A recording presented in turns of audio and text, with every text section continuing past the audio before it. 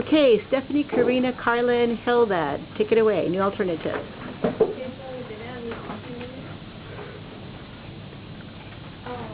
What need is the program addressing? The need that this program is addressing is that through a court order, abused children have the opportunity to see the parent, and part of the plan is to reunify the family or terminate parental rights. And abused children have monitored visitation with the parents. That's the need. And then, what data demonstrates the existence of a problem? This one, she was very vague. But she didn't give us like the exact number of child abuse cases they get. But she said that there'll be a failure rate if, like, let's say family member will monitor the visitation, there will be like a 60 to 55 failure rate, because that family member wouldn't be able to be neutral within like monitoring the visit and emotions involved. So the monitor visitation program are third-party neutral observers. And how has the problem changed over time? How has it changed?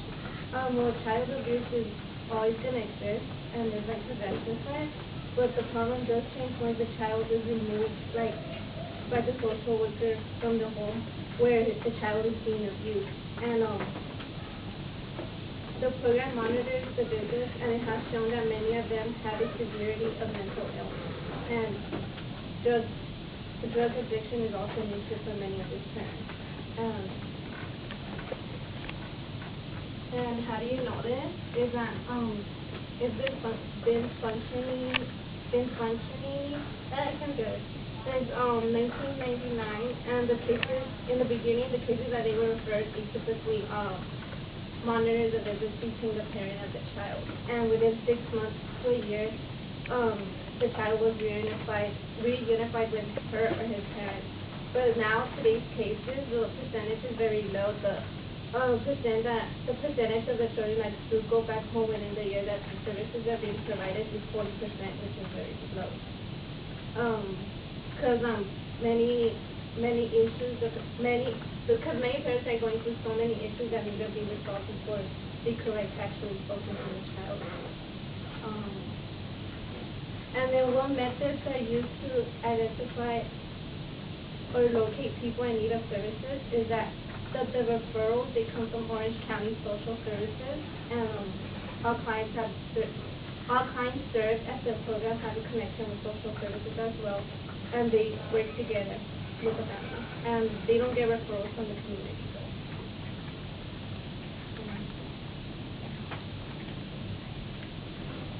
The process, what data is collected on your personnel when they're hired and by whom? Jennifer, who's the supervisor that we interviewed, does the interviewing herself.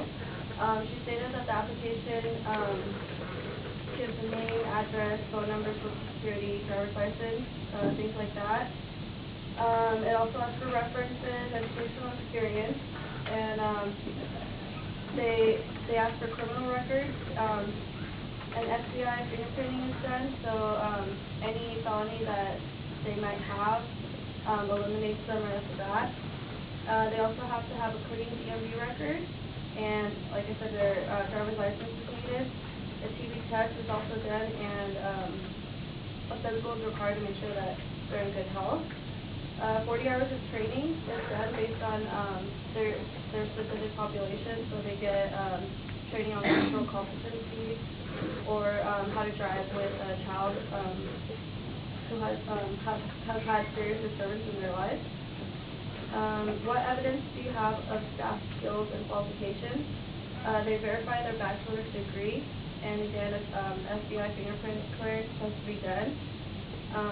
This has to be done before that they could enter the building. What information is collected on your volunteers? How often is this data collected, and how is the data managed? She mentioned that there are two types of volunteers. The interns have to go through the same process as like hiring staff, and like the fingerprinting and all that. And then a file is kept on them from when they start till they're finished with their internship. Then they have volunteers who come in groups, such as Girl Scouts and like church groups, and it's kind of like a one-time project that they do. but they have to sign in before they enter the building. And also, they are never left alone with the client. What training do staff and volunteers receive from the agency? How often? How is it assessed? So initial training staff that adjust them to the abused children, like the population that they're working with. Again, driving training, because they do drive the children back and forth. To give an example of how some children might, want to jump out of the car, or they're fighting inside and there's all this noise, so they need to learn how to drive safely with that. There's first aid, CPR, and social competency, as I mentioned. And there's also a program that they have called PROACT, which is a training, so if they ever need to physically intervene if the child is being out of hand. And then there's also training such as gang training, LGBT, and service training, and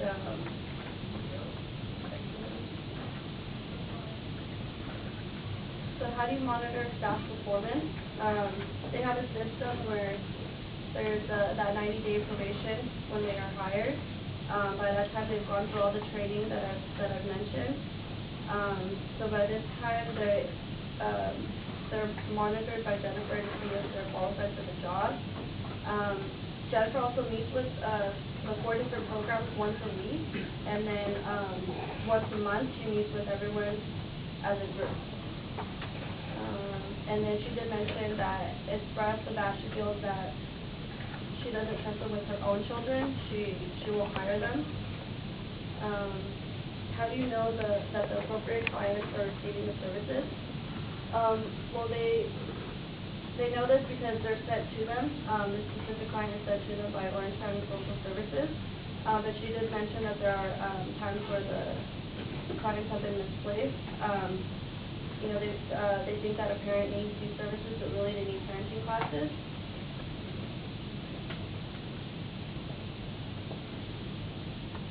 What data indicates that the activities the agency is purportedly doing are actually being conducted by your staff and are being done at the level and duration specified in your proposal and report. So every month, statistics need to be turned into Orange County Social Services.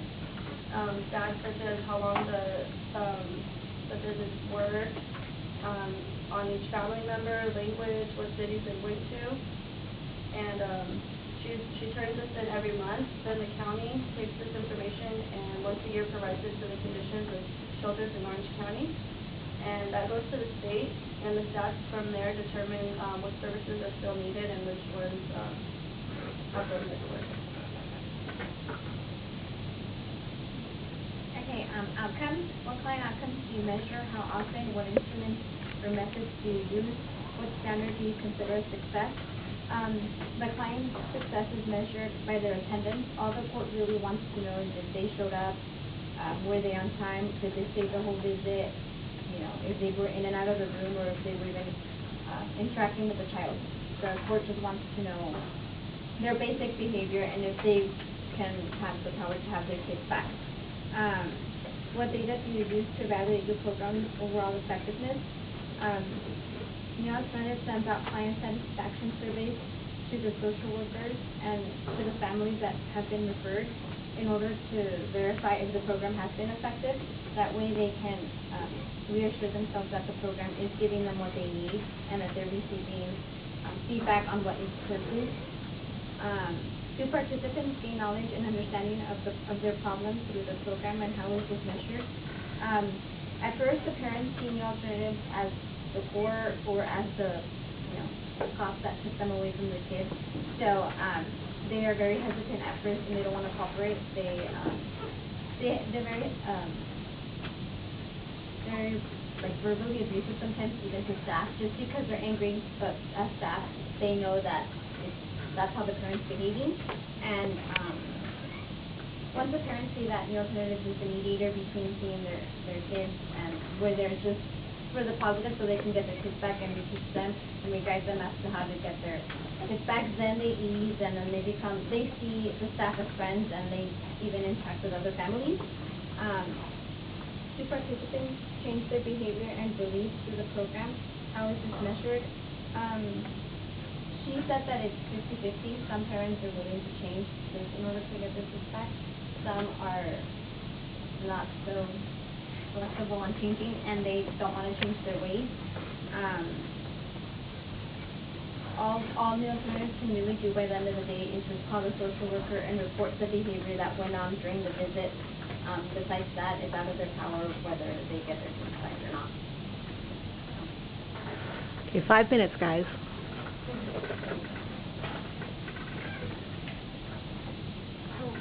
Did you do efficiency still?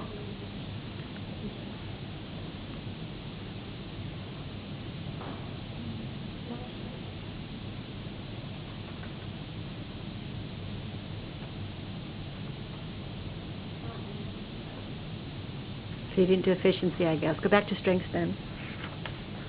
Well, we did. I didn't know this is PowerPoint here. Maybe she sent you the wrong PowerPoint. Okay, why don't you go ahead and just talk it real quick, because you have like 4 minutes left, so just talk it real quick. So what methods do you use to determine whether the program operations are cost effective? If money is given them a certain amount of money to distribute against gas, gas, and to drive the children around. Contracts are renewed every 5 years. What are the benefits of this program to stakeholders other than the immediate clients? Globally, stakeholders other than the immediate clients and families are affected. Everybody's affected by how these children are treated. They are our future teachers and doctors. So they're creating a generation that's healthier, stronger, and less victimized. So it benefits everybody.